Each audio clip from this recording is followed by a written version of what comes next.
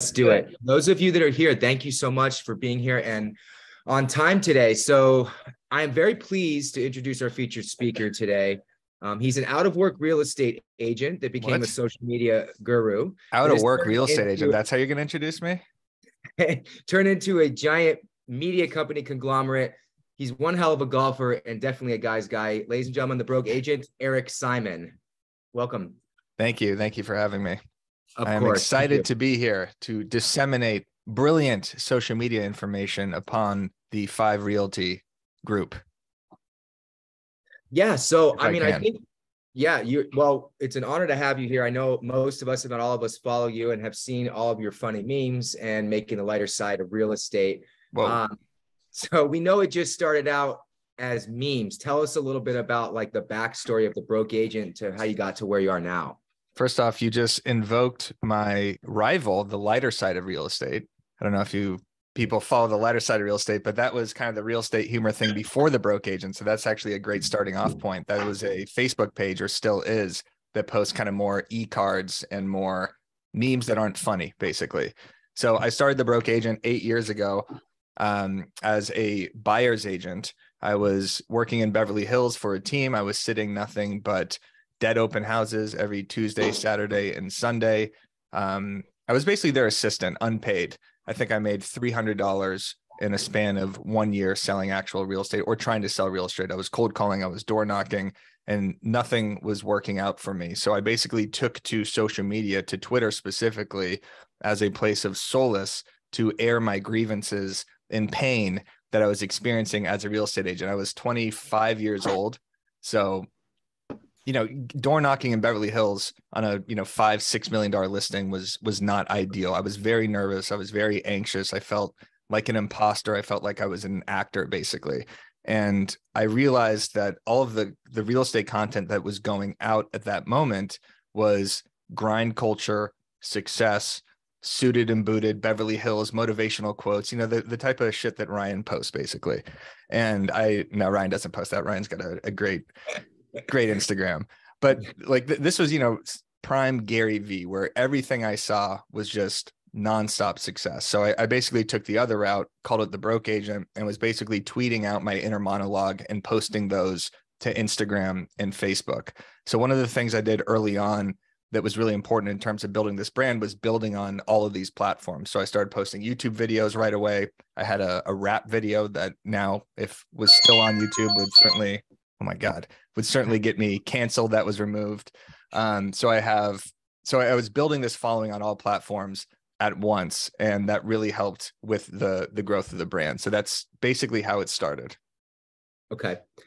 So how did you focus just on Instagram, or did you grow on other platforms as well? Like, how did it start? You said Twitter, but did you just start on Instagram straight up and that's how it grew? And then you kind of just started hitting all the other platforms? Yeah. So it started on, Twitter, Instagram, and Facebook simultaneously, but this is not before memes, but there was the fat Jewishes of the world, the fuck Jerry. And I'm sorry to curse, but these are very popular meme pages at the time. And there's basically only 2 or 3. There weren't too many niche specific meme pages. Now you find a bunch that are stupid resumes, which is like about work culture. You see financial memes like liquidity, attorney problems, that type of thing. So the broke agent, I think, was kind of one of the more original niche specific industry meme pages. But it started just as tweets and then evolved into memes and then video, and now everything you see now. So I think another really important aspect of the brand has been my willingness to evolve as different types of content came out. And I think that should be a big takeaway for this crew here. As different technologies and different platforms and different ways to post occur, you have to adopt those, because that's how people are consuming that content. So people didn't really care about tweets being posted, but the second I put the caption on a photo, it provided way more context to what I was doing. And then when I started doing video, it exploded even further. And when did you start finally showing your face rather than just hiding behind the keyboard like you were doing for so many years? So I was never hiding behind the keyboard, but I was, I did YouTube videos at first, and that was kind of 5 apps real estate agents should download. But everything I was saying was kind of nonsensical, or mistakes agents are making on Instagram. But it was me and this guy, Wes Pinkston, doing it at the time. But I really started, the brand really started to take a different turn when I started the Broken News Network with my friend Ben Fisher back in 2020. I don't know if anyone here watched that. Give me a nod or a like if you did. Okay, so basically it was just like the SNL version of, weekend update of real estate, where we did market updates, we did Instagram tips, and we would tell like funny stories basically. And the whole goal of that was, how can we provide value that isn't just humor based, right? Like, I know agents get value in the fact that they could see the content and they could relate to it and be like, okay, this is happening to me too. And it makes them feel better about their day. But do I actually know anything else about like marketing? Like, clearly my marketing chops are pretty good for building this brand. So that was kind of the first like moves when I was actually showing my face. And then that evolved basically into the podcast, the Over Ask podcast, which is all about like marketing topics for real estate agents. Okay. So if we can we run through kind of like what you're doing on maybe each platform and just kind of break it down? Like, what are you doing on Facebook that kind of works, like Instagram, TikTok, like YouTube? Can you explain like that so that everyone can kind of maybe take notes and get some ideas? Yeah, definitely. So Facebook right now has more organic growth by far than it did the last couple of years. So abandoning any sort of Facebook strategy would be a fool's move, I would say. You want to get back on Facebook because the organic reach is crushing, because all these corporations with the economic recession or whatever we're in right now have pulled back a lot of advertising money. Also, they've implemented Facebook Reels, which is Instagram Reels for Facebook, organic vertical video, and that is really helping accounts grow. And also, advertisers have found cheaper options right now, like TikTok, where most of the attention seems to be going.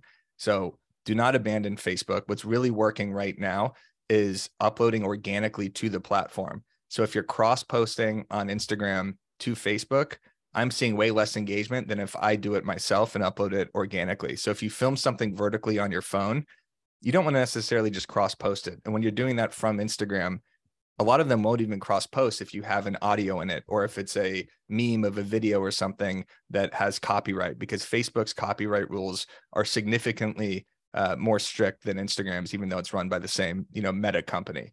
So anytime you're filming something vertically or on your phone or, in your camera roll or whatever, you want to upload that organically to Facebook. So we're seeing a lot of growth with that. And then in terms of plugging links, what I've really noticed is, if you just plug a link and you post a link to your YouTube channel or a link to your blog or a link to your listing, it gets no clicks, right? I don't know if anyone's seen this, but whether it's a Facebook business page or your personal page, because anytime you upload a link to Facebook and try to get people off the app, they're most likely not going to promote it. But if you do it as a Facebook status, like the old Facebook status updates where you describe your day, and then it's kind of like your inner monologue.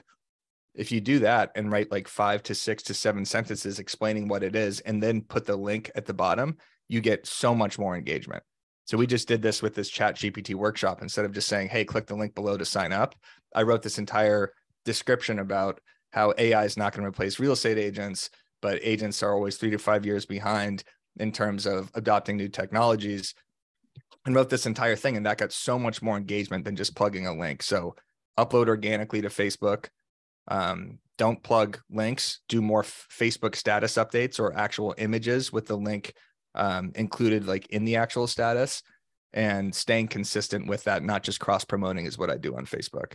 And yeah, like I said, post nonstop on Facebook. It's crushing. Facebook groups for me are an incredible place to mine and source content. So I don't know if you have an internal Facebook group. Do you guys, Ryan?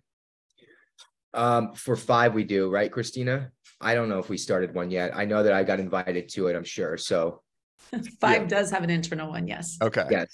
I don't know how active it is, but I source a lot of content and questions from Facebook groups. So I'll go in Lab Code Agents, or we have one called Top Producers, which actually is completely inactive. So that would be a lie. But there's a lot of Facebook groups that I'm in that I'm getting content from, because these are the questions that agents are asking, right? When it's agent to agent Facebook groups, it's not just referrals, they're asking questions. And those are great hooks for Instagram Reels and for videos. And even if you're in a Facebook group that isn't just agents, that is more of a community Facebook group, these are still very potent lead generation spots, is being very active in these. We've had a couple of people on the Over Ask podcast whose main strategy is literally like living in a Facebook group and commenting nonstop. So their name keeps popping up and they become like, more well-known in their community from doing that. So I could mine content from them.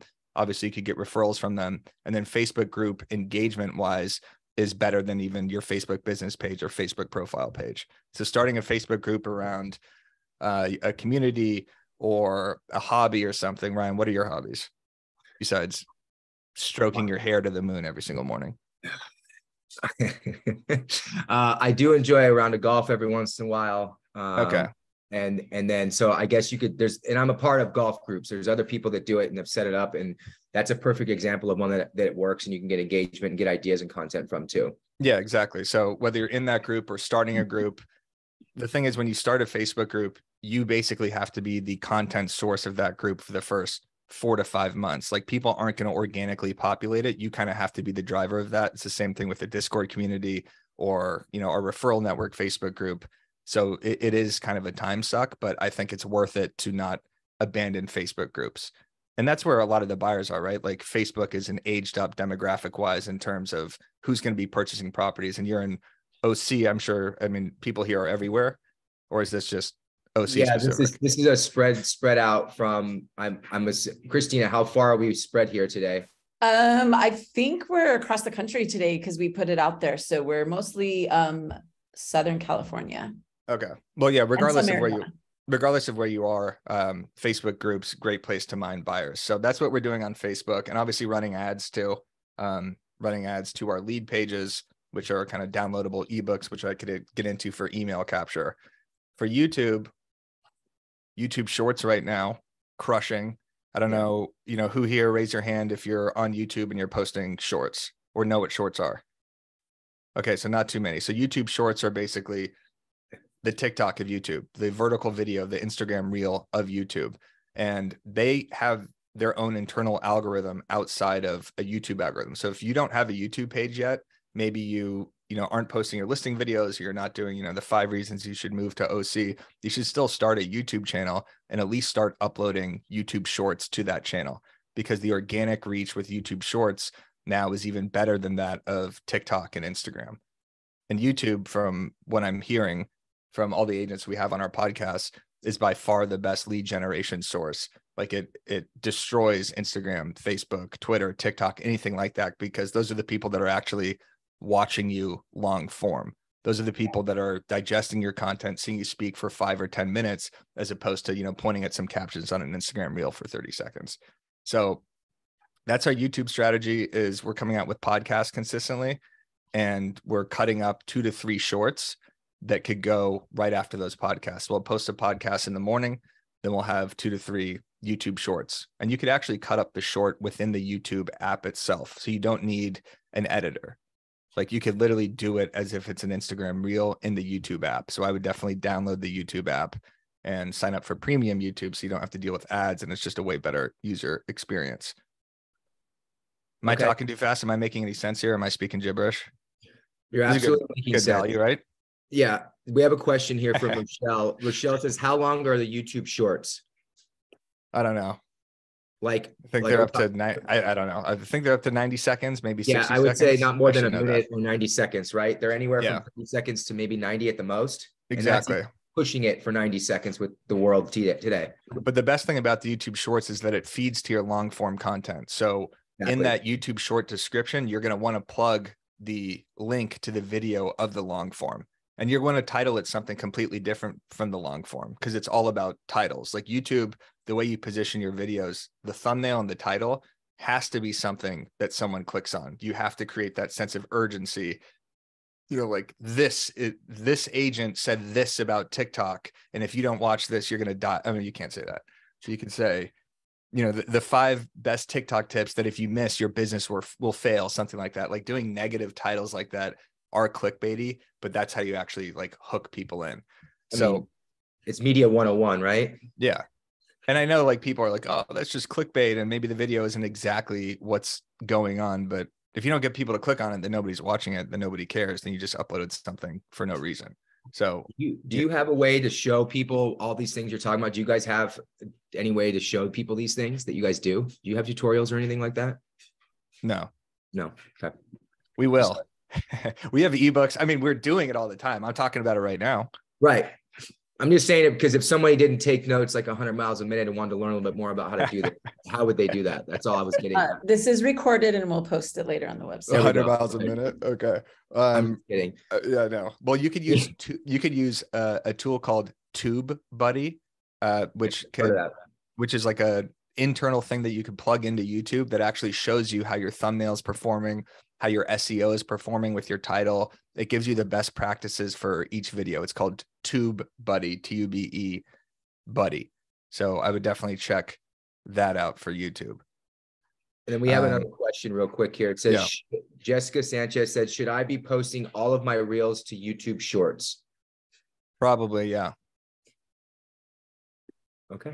Yeah. I mean, the thing is, like a channel of just shorts. I think Mr. Beast has a channel of just shorts. I'm not sure. But with YouTube, what we made a huge mistake on for BAM, Broke Agent Media, which is now just BAM, is we populated too much content to our original channel that wasn't in relation to each other. So we had 5 or 6 different shows. We had me doing Marketing Mondays where I was talking about Instagram Reels and, you know, social media tips. We had Byron talking about interest rates. We had the Massive Agent talking about motivation. So we were confusing the algorithm so much. So if you're doing a YouTube channel, you do want the content to be very specific to what you're talking about, right? Like if it's like the best YouTube channels in the game, and you could look some of these people up, Ken Pozak, he's an Orlando real estate agent. His is all about Orlando. He does an incredible job with his titles. He's showing Disney, he's showing restaurants, he's showing different neighborhoods. Dan Parker in San Diego does a great job. But all of their content is so specific to their location, and it's all about generating leads. And they have like an entire, script that they say in their YouTube video about, in the description, hit me up for a consultation. They'll drop that within like 5 minutes of the video, and that actually like generates the lead. So YouTube for me is the number one focus right now, email subscriptions in YouTube, because that's really what gets that brand more sticky. That's what gets the conversions. That's what gets the leads. Instagram is kind of the gateway drug, the short form to the long form. So if we could go into Instagram if you want, Ryan. We can. One more quick question. Yeah. Nicole said, what is the best way to drive traffic to a Facebook business page and gain followers? It's tough. I mean, starting a Facebook business page from scratch is tough. But I mean, the best way is if you have other platforms that are bigger, you drive engagement from those platforms to that platform. So what I would do for like my email subscriptions or something is on Instagram, I'd post a screenshot on Instagram stories that shows a little bit of what I'm doing on our email list, and then plug a link right there that says, if you want this information, click the link below. So for a Facebook business page, if you have a larger following on Instagram, you should do that in your Instagram stories and say, by the way, for, the details of this listing, or for exclusive insights of the market or something. I don't know. You got to give them a reason to bounce from one place to another, but growing a Facebook business page is not easy. Okay. So let's talk about Instagram then. All right. What do you want to know about it? Well, what's working? Obviously, we know that Reels had become a huge thing, but tell us maybe content, what's working on Instagram right now? Because I'm sure everybody uses that the most and probably feeds through that the most. Like you said, it's the gateway drug of social media. Yes. I think there's 2 types of posts right now that are crushing on Instagram more than anything. It's carousel slideshow posts. So, the swipers, and then it's the green screen Instagram Reels. So the trending audios and everything were great from 2020 to 2022 in terms of lip syncing, using an audio that could really help you grow back then. But the platform became so over. The platform Can I get 2 boxes of just like assorted stuff for like $25 each or somewhere around there? Right when my most brilliant point was coming to my mind. Christina, hurry. He was all the way at the bottom. Sorry, I had to scroll. That's okay. Carousels, green screen, trending audio. Yeah, I was just saying, like the trending audio kind of content fad from 2020 to 2022 seems to be going away. Instagram, when they first implemented Reels, were really helping accounts that would just post any sort of reel. All you had to do was put a trending audio, point to some captions, and your video is probably going to pick up a little bit. That is out of fashion now. The market has shifted. People are kind of sick of realtors doing that sort of content. And during, an economic recession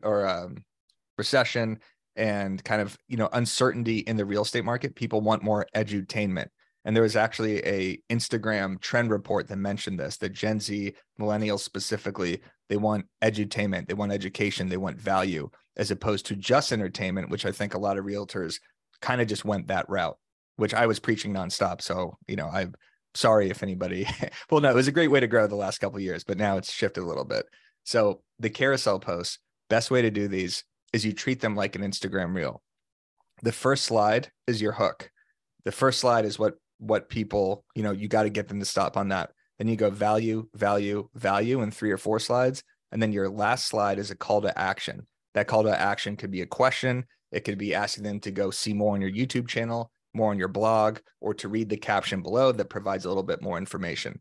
The best thing about the carousel posts is when you're scrolling through a feed, Instagram will show you the content of the post that's doing the best in that, carousel basically. So I'm doing a lot of these on BAM, and that they're performing way better. You get way more saves and shares because people actually save it and want to look back later.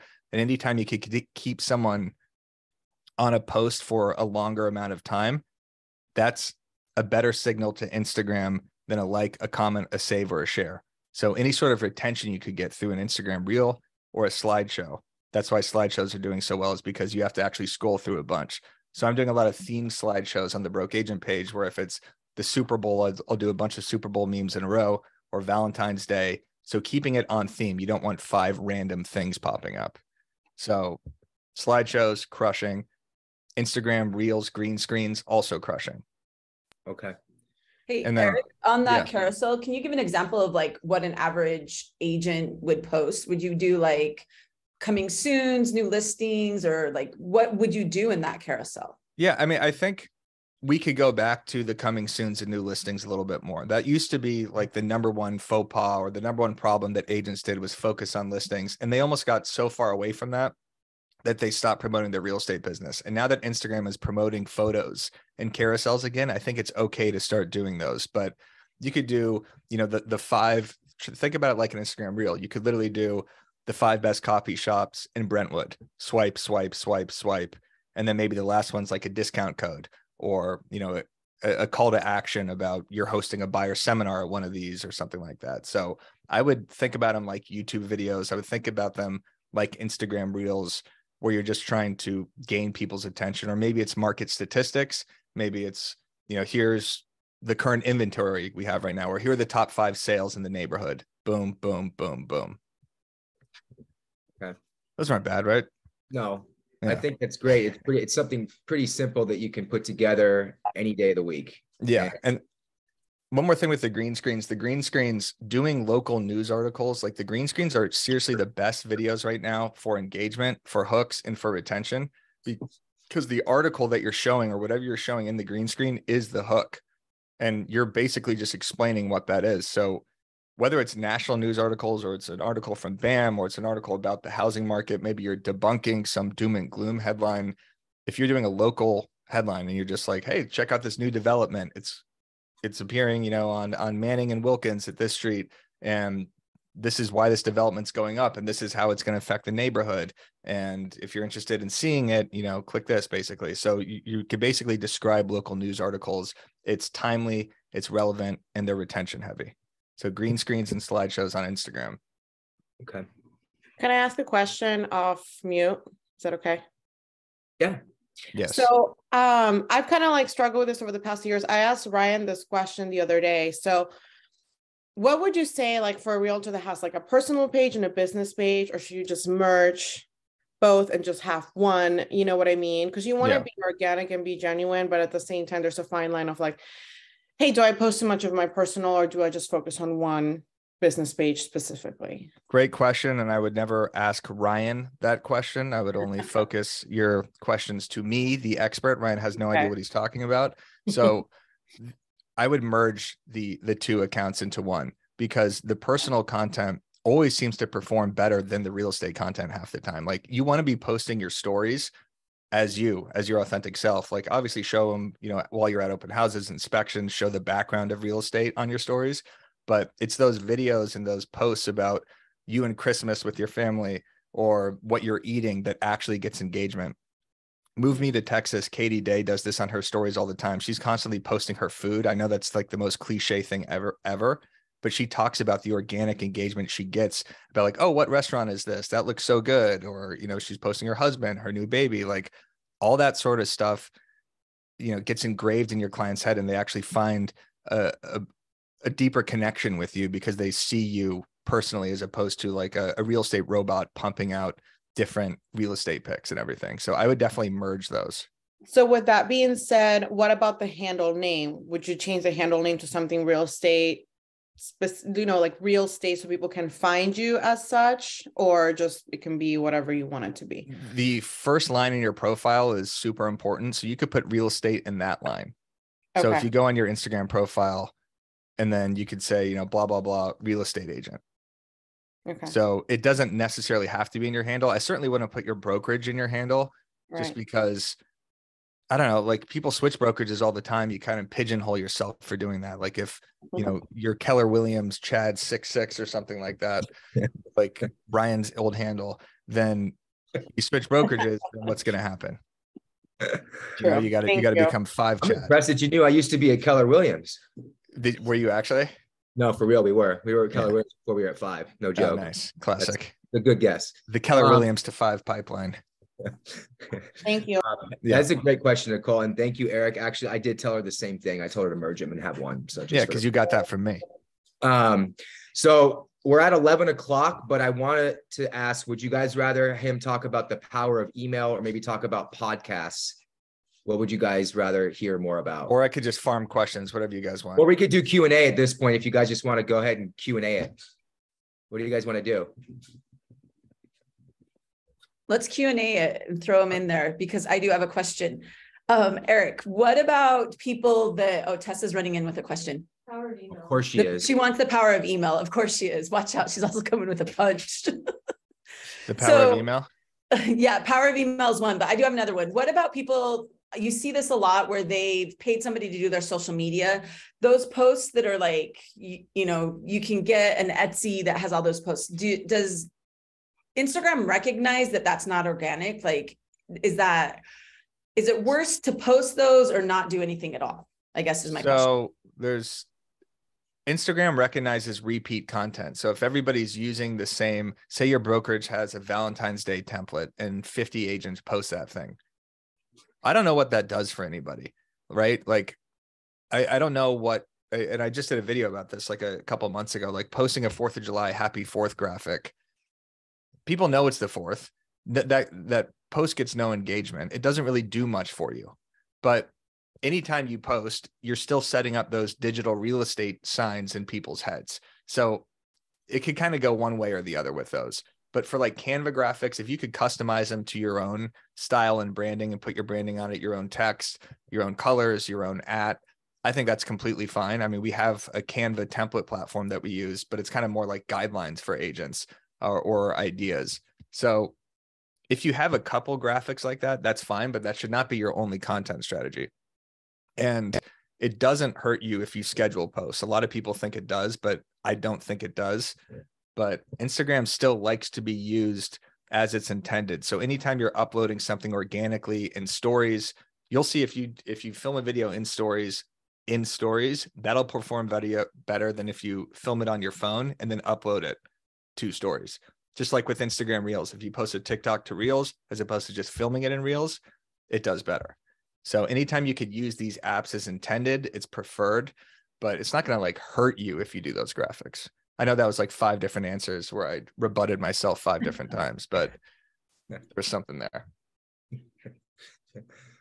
More questions?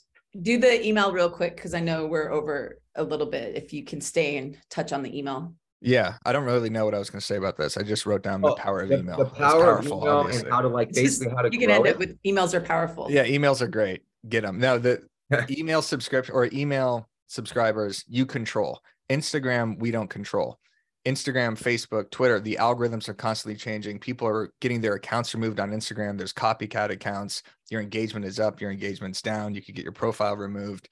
It's way too vulnerable to just be reliant on one platform. You own the email list. The best conversions you get are emails. The best open rates obviously are emails because you can't get open rates on Instagram, but I would focus a lot more attention on growing emails and using these platforms to grow emails. So on Instagram, maybe that means plugging your link in your stories to your email list, giving them a reason to sign up. Like I said, doing those screenshots. Maybe you have something that's like a lead page or an ebook. Obviously, you're not going to do like an ebook on Instagram Reels, but maybe it's a buyer's guide or a seller's guide or some sort of downloadable information, something of value that you could trade for their email, and then start building that list, because that email list and that monthly or weekly newsletter that you could send that really gives a more in-depth analysis of the market, or maybe you're telling like a personal story in that email, that's going to give you a level of connection with your clients far more than any social media platform. Okay. And so you recommend doing a monthly or a weekly, like kind of newsletter or email to all these people? I don't know. We do one every day, but we're a media company. So yeah, that's a lot. If you're a realtor sending you an email every day, that would probably be annoying as hell. Absolutely. I think a weekly, depending on what you're sending, a weekly and then maybe by, monthly would be good, probably. Yep. And obviously providing value of any kind to people. Yeah. Providing value. I think that there's this guy, Shane Bergman in Florida, who we had on the Over Ask podcast, and he has a bonkers open rate. It's like 60 or 70%, because his email, he's not just sending like, hey, new listing, check it out. It's literally aspects of his life. He tells like 3 or 4 paragraphs and like shows pictures of his family. And then at the bottom, he talks about his listings in the real estate market, but it's just like a constant check-in. And that could be, overbearing to do something like that. But I think any sort of personal touch you could put on your email would be very well received. Okay. Anybody have any other questions? Anything in the chat? I have one more question. So for someone that's kind of just starting out in this whole social media world and not really big yet, like what's your advice? What's a piece of advice you give? Consume content. I mean, that is how I get 90% of my content, is through consumption and ideas, like I mentioned earlier with the Facebook groups, but actually taking that scroll time, not to mindlessly just, flick your thumb around, but be like, oh, this post style looks cool. Oh, this is a video that I could replicate. And not just, following other real estate agents, but that certainly helps with your creative process, is seeing what other agents are doing, but following other accounts in your market, or following other meme accounts, other funny accounts, other creators in different industries that could kind of spark that content creation. Because a lot of times when I'm trying to come up with content for the broke agent, I don't have anything that day, right? I haven't sold real estate in 2 years. So I used to be able to be at an inspection, an open house, a showing, get a call and have like 15, 20 like tweet ideas that I could turn into tweets, memes, videos. And now I'm mining content from my content or from my comment section, or I'm going on other pages and seeing, oh, Consulting Humor just posted this tweet. How can I flip it around for my content? So I think when you're consuming, just actively be taking notes or saving that content or screenshotting that content. And then the more you're out and about doing real estate, that's what actually like sparks your content creation process, is saving stuff in your notes section. And, a question your client asks, if all your clients are asking these questions, these are great hooks for a video, right? Like the more people that are asking that question, the more likely people are going to want to engage with that actual video. So just like actively writing down content ideas, I think is a really good place to start. And then just knowing that this is such a slow grind. Like you see people with 10,000, 20,000 followers. It's not usually because they had one reel or something that went viral. Like the only reason like Broke Agent has become something is for 8 years, I've posted every single day, 5 to 10 Instagram stories, 2 to 3 feed posts a day for 8 years. It's insane, but it's, that's that slow grind. It wasn't like I just posted something and got 10 million views and now I'm here. I mean, I'm not really anywhere yet. I'm just saying like it's taken such a long time to build this up, and that social media really is a long game. And it's those who continue to do it that are going to like way outlast the people that maybe do it for 2 weeks or 2 months. They get excited about it and then they back off. Those are the people that are going to fall. Got it. Little motivation there, Ryan. Yeah, that was good. You kind of brought it home with that. So one more closeout question. What are some of the mistakes or the no-nos that agents should not do on social media? Let's talk about that real quick before we wrap. Yes, I think posting the same sort of content every single time is a no-no. I've seen a lot of these kind of bulk recorded videos that agents have become obsessed with, or clips. And we fell into this on the BAM account a little bit, where we were just posting way too many clips. When you see the same style over and over and over again, you're less likely to engage with that content because you're not seeing a variety. So you need a variety. You need feed posts, you need carousel posts, you need Instagram Reels. You just need different sort of content to keep peppering people in a different way so they don't get bored with how they're consuming your stuff. So I'd say that's a mistake, not posting consistently, and then just being afraid to evolve with different apps or different options. Like anytime a social media platform rolls out a new feature, you want to hop on that immediately because they're going to promote accounts using that feature. And if you don't learn that and you're like, no, I just want to keep doing feed posts, then you're going to be way behind on Reels, and then you're going to keep getting behind. And it's just like people who didn't adopt Snapchat were longer to adapt Instagram stories. People who didn't adopt TikTok were longer to adopt Instagram Reels. So you just have to get on it and kind of swallow the pain. Yeah. Endure the pain. Endure the pain. All right. Well, fantastic. It's all extremely painful. So endure it. Well, I think this was extremely valuable and helpful. Does anybody have any final questions, anything they'd like to ask before we kind of wrap up here? Yeah, I got another 5 minutes here. I do, before you go, can Yeah. you plug all of everything that you guys do, like all of your stuff in there for these agents here? But I do have one question. So when you're posting, because Broke Agent does have funny things on it, like how do you draw the line between, oh my gosh, my clients did this and I'm posting because they're probably going to follow me, or they may be following me. How do I make it so that I'm not offending the people that I'm trying to get to do business with me? Yeah, I'm like doing things on the lighter side. Like do you have any guidelines on that? Like he was saying, the do's and don'ts. Yeah, well, I ran into this problem for years because all my content was basically making fun of clients in those situations. So I would have to wait.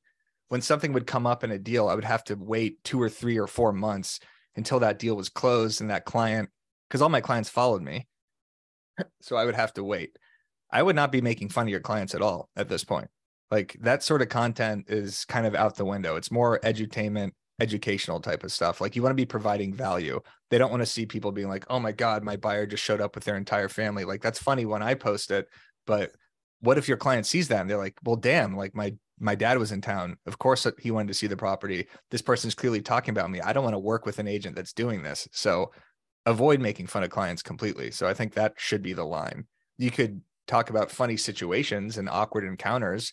Agent to agent humor is better, because if you're doing agent to agent humor, not only are you going to attract other agents for referral partners, but then you're not actually insulting your clients. So you could get upset like when the other agent, doesn't call you back, just like that classic one. It's like you're basically showing your clients that you do call people back and that you are a good communicator, and you're just making fun of another agent, so you're not offending your clients. Yes. Confirmed. Question answered.